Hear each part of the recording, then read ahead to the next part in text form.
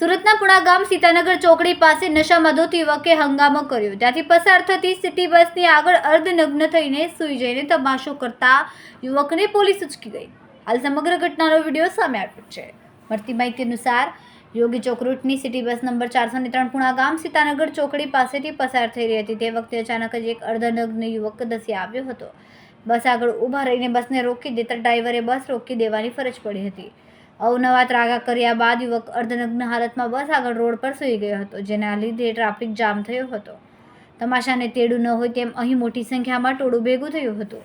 લોકોએ તેને હટાવવાનો પ્રયાસ કર્યો હતો, પરંતુ બેફામ વર્તન કરતો હોવાથી ટોળા પૈકી કોઈએ પોલીસને કોલ કરતા પુણા પોલીસની PCR વાન ત્યાં ધસી આવી હતી. ચિક્કાર પીધેલા આ શખ્સને ટીંગાટોળી કરીને વાનમાં નાખીને ટોળું વિખેરીને ટ્રાફિક ક્લિયર કરાવ્યો હતો. પોલીસે તેની વિરુદ્ધ નશો કરીને હંગામો કરવા બદલ ગુનો નોંધીને ધરપકડ કરી.